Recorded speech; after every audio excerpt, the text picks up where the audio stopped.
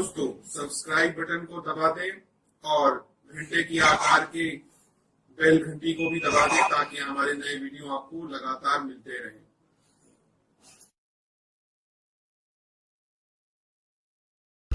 नमस्कार दोस्तों, धर्म रहस्य चैनल पर आपका एक बार फिर से स्वागत है।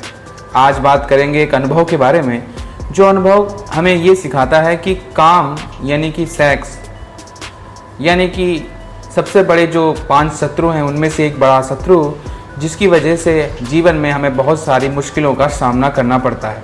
इसके कारण से हम ज़्यादातर पराजित हो जाते हैं, हार जाते हैं।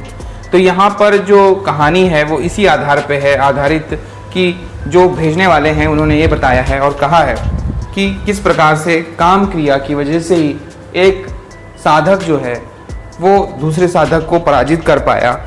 यानी कि अगर काम क्रिया बीच में नहीं आती तो शायद वो इतनी आसानी से उस समस्या से बाहर नहीं निकल पाते। इसलिए काम संबंधित जो भी शक्ति है, उस शक्ति का अगर कोई व्यक्ति किसी भी प्रकार से जीवन में दुरुपयोग करता है तो फिर उसे असफलता ही सामने आती है उसके, और उसे हारना ही पड़ता है, चाहे वो कितना भी बड़ा क्यों ना हो।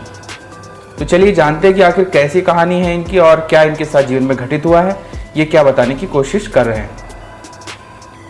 धर्म रहस्य चैनल, मैं यह कहानी मात्र धर्म रहस्य चैनल पर प्रकाशित होने के लिए भेज रहा हूँ। यह कहानी और कहीं प्रकाशित नहीं होगी और ना ही होनी चाहिए। कृपया मेरा नाम ईमेल गुप्त रखने का कष्ट करें। पात्र मैं अनिल, पड़ोसी सुंदरलाल, सुत दिलीप जो है, लड़की के पिता का नाम जो है वो है राम सागर।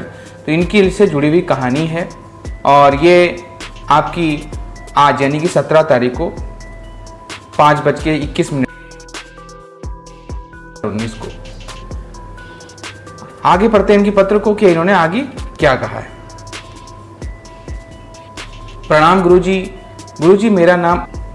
एक दिन की बात है कि मैं अपने पुराने घर के पूर्वी दरवाजे से निकला और खड़ा ही था कि देखता हूं कि मेरे पड़ोसी भी अपने घर से निकलकर बाहर खड़े हुए हैं। तभी अचानक मेरे हृदय पर एक तरंग सी आती है। ऐसा महसूस होता है जैसे कि मेरे जो हृदय की धड़कन है वो बढ़ गई है।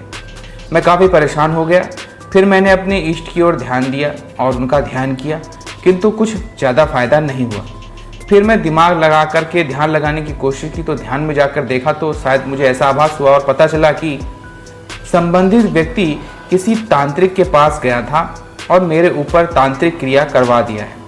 तो मैं अपनी शक्ति से पूछा कि अब क्या करूं, तो कोई जवाब नहीं आया। फिर मैंने सोचा कि अगर दोस्त का दोस्त दोस्त होता है, दोस्त का दोस्त जो है यानी कि दोस्त के दुश्मन जो होता है दुश्मन होता है, और दुश्मन दुश्मन जो है आपस में दुश्मन होते हैं, और दुश्मन का दुश्मन जो होता है वो दोस्त होता है। इस तरह से इन्होंने सोचा। तो फिर इन्होंने इसके बाद इन्होंने अपनी मानसिक रूप से उस तांत्रिक से संपर्क साधने की कोशिश की, जिसकी वजह से इनके ऊपर ऐसा महसूस उनको हो रहा था। और इनकी जो है कोशिश वो है रंग ले आई। मानसिक रूप से फिर इनका संपर्क उस तांत्रिक के साथ स्थापित हो गया। मैंने अपने निर्दोष होने की बात रखी कि मैं पूरी तरह से निर्दोष हूँ और मैं तांत्रिक क्रियाएं जो आप कर रहे हैं वो गलत कर रहे हैं। मैं निर्दोष था भी और निर्दोष हूँ भी। दुर्भाग्य से तांत्रिक ने मेरी कोई बात नहीं सुनी और जान से मारने के लिए जोर यानी कि ताकत लगाने लग गया।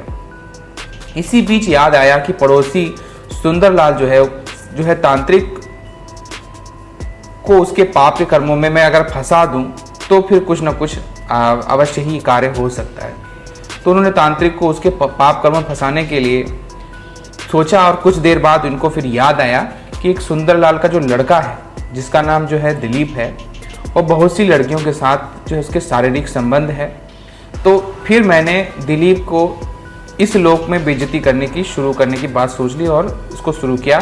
तो दिलीप ने जिस लड़की से जो है शारीरिक संबंध बनाए थे उस सभी लड़कियों के जो है कुल देवता और कुल पूर्वजों से मैंने संपर्क करना शुरू किया। तो पता चला कि राम सागर नाम का जो व्यक्ति है उसको किसी लड़की के साथ उसके संबंध बना चुके हैं, और राम सागर के जो कुल देवता और पूर्वज जो हैं वो दिलीप पर बहुत ही ज़्यादा कुपित हैं। इस कदर की दिलीप को जान से मारने के लिए वो आतुर हैं, बशर्ते उन्हें किसी इंसान की सहायता चाहिए तभी वो मार सकते हैं, और मैं उन्हें मिल गया था।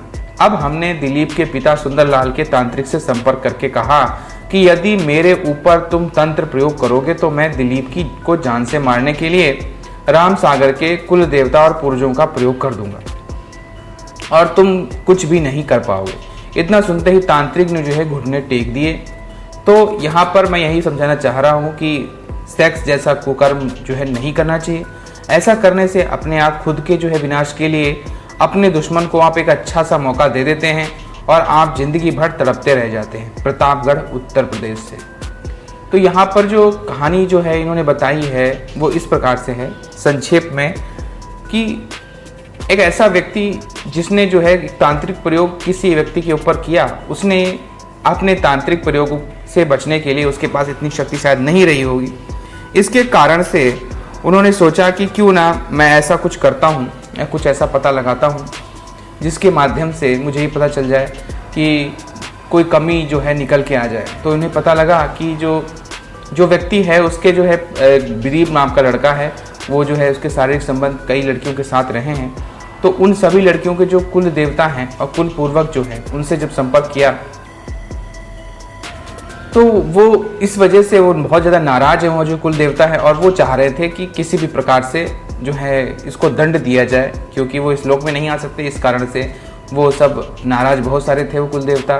तो लड़के पर जो है वो अपने प्रकोप को निकालना चाहते थे और इसके लिए उन्हें एक माध्यम मिल गया था, यानी कि वो व्यक्ति, यानी कि जिस व्यक्ति के ऊपर तांत्रिक प्रयोग किया गया था। अब उसने उस चीज़ से बचने के लिए साधारण रूप से ये कोशिश की कि क्यों ना मैं इसी बात की शर्त उस तांत्रिक शब्द जो मेरे पर जो है मारने के लिए इस तरह का प्रयोग करने वाला है, मारण प्रयोग कर रहा है, उसको ये बात बता दूं कि अगर तुमने तांत्रिक प्रयोग मुझ पर किया तो मैं दिलीप को जान से मारने के लिए जो कुल देवता और पूर्वज जो हैं उनके प्रयोगों को कर दूंगा। इसके कारण से तुम जो भी करोगे उसका जो है भुगतना पड़ेगा उसके पुत्र को।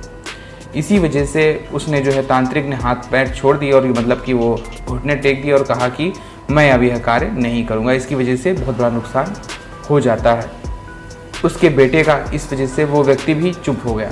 तो कहने का मतलब यही है कि अगर आप तांत्रिक हैं तो तांत्रिकों में सबसे बड़ी एक होती है कि अगर किसी गलती पकड़ में आ जाए तो भी बहुत बड़े बड़े लोग प्रयोग कर देते हैं। यहाँ पर जो बुरा कर्म की वजह से या किसी वजह से या कोई दुश्मनी हो, इस वजह से गलत प्रयोग लोग करने लगते हैं। मैं पहली बात तो बता दूं कि तांत्रिक प्रयोगों को गलत तरीके से कभी भी नहीं करना चाहिए। इसकी वजह से बहुत बड़े नुकसान हो जाते हैं। कारण ये है कि कर्म की गति और कर्म का प्रभाव जब इतना बुरा पड़ सकता है शरीर के ऊपर आदमी के, तो तांत्रिक कर्म का प्रभाव कितने गुना होगा आप समझ लीजिए। यानी कि उससे बनने वाला जो पाप है उससे आप किस तरह से बच पाएंगे उसके। और अगले जन्म जब आप लेते हो तो जब आप किसी के साथ जो कुछ बुरा किए हो या गलत किए हो तो तब उस चीज़ को आपको अनजाने में भुगतना पड़ता है। मान लें किसी व्यक्ति का बार बार एक्सीडेंट हो रहा है क्योंकि उसने पिछले जन्म में लोगों को बहुत परेशान किया और उनके सबके एक्सीडेंट करवाए या तंत्र मंत्र से उसने जो है बुरी शक्तियों को उनके पीछे भेजा। अब इस जन्म में उसके बार बार इसलिए जो है उसको एक्सीडेंट हो रहे हैं। अब इस बात को वो समझ नहीं पाता है। भगवान के मंदिर में जाता है, हाथ पाँव जोड़ता है, बहुत कोशिशें मिन्नतें करता है और भगवान को फिर दोष देने लगता है कि भगवान जैसी कोई चीज़ होती नहीं है क्योंकि मेरे साथ मेरे बार बार एक्सीडेंट हो रहे हैं। लेकिन वो ये बात भूल जाता है कि पूर्व जन्म में उसने यही कार्य किया था, लोगों के ऊपर इस तरह की बुरी शक्तियों का प्रयोग करता रहा जिसकी वजह से लोगों के एक्सीडेंट हो जाते थे, मारण प्रयोगों की वजह से लोगों की मौतें हो जाती थी।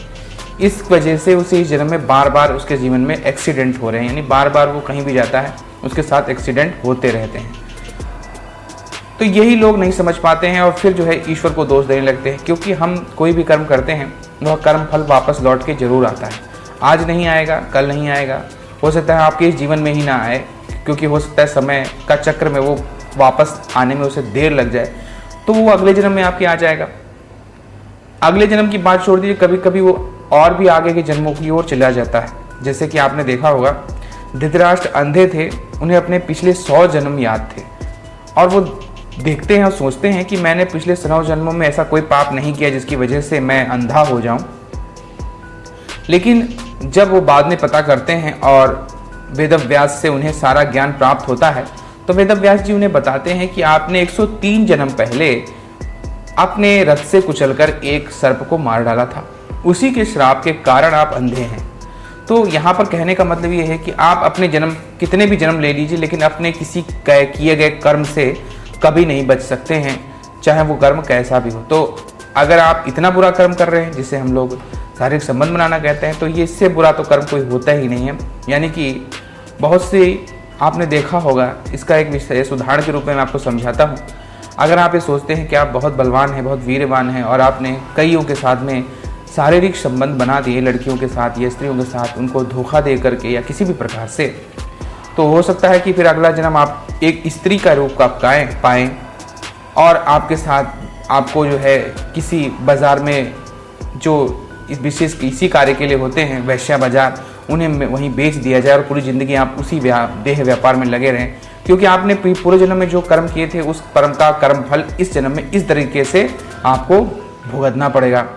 अब वो एक लड़की हमेशा सोच के भगवान की पूजा करती रहेगी और सोचती रहेगी और कहती रहेगी कि मैंने तो कोई गलती नहीं की, मैं इस देह व्यापार में आखिर क्यों ढकेली दी गई हूँ, मैं इससे बाहर नहीं निकल पा रही हूँ। बहुत रोएगी, बहुत परेशान होगी, लेकिन वो कभी ये नहीं सोचेगी कि आखिर ऐसा क्यों हुआ उसके साथ। उसका सीधा सा संबंध होता है कि पूर्व जन्म में आपने वो पिछले जन्म में ऐसा कुछ किया था, यही चीज़ की थी जिसकी वजह से आज आपके साथ ऐसी स्थिति पैदा हो गई है। केवल और केवल अपने पूर्व जन्मों के पापों को आप साधना, गुरु भक्ति, गुरु मंत्र, इन तरह की चीज़ों से ही काट सकते हैं, अन्यथा वो चीज़ें नहीं करती हैं, आपके कर्म कटते नहीं हैं। और जितना फल भोगना होता है वो तो भोगना ही पड़ता है। इसीलिए कहते हैं कि कभी भी कोई गलत काम नहीं कीजिए, गलत चीज़ें ना कीजिए, वरना आपके साथ कुछ भी गलत हो जाता है। कभी कभी देखा होगा कि कई जो है बेजुबान या जो कहिए कि एक प्रकार से मूक होकर के पैदा हुए हैं, उनके साथ भी इस तरह की घटनाएं घटती हुई हैं और वो कुछ नहीं बोल पाते हैं, क्योंकि उन्होंने पिछले जन्म में किसी का मुंह चुप करा दिया था उसी कार्य के लिए। यानी कि उन्होंने गलत काम किया और उसका मुंह चुप भी करा दिया था। इसी वजह से उस जन्म में वो लड़की या स्त्री जो है गूंगी मूंगी पैदा हुई और उसके साथ कुछ शारीरिक संबंध लोगों ने बनाया और वो किसी को कह भी नहीं पाई। तो इस तरह की चीज़ें तभी घटित होती हैं, जिसमें सबसे बड़ा जो है पाँच जो हम जानते ही हैं कि काम, क्रोध, मद, लोभ, मोह में काम सबसे पहले नंबर पे आता है। तो इस संबंध में कोई भी गलत काम किसी भी प्रकार से नहीं करना चाहिए और इन चीज़ों से हमेशा बचना चाहिए। तो ये था आज का इनका एक अनुभव जो है तांत्रिक के साथ इनके संपर्क का और उनके साथ लड़ाई का। अगर आपको ये पसंद आया है तो लाइक करें, शेयर करें, सब्सक्राइब करें। आपका दिन मंगलमय हो। धन्यवाद।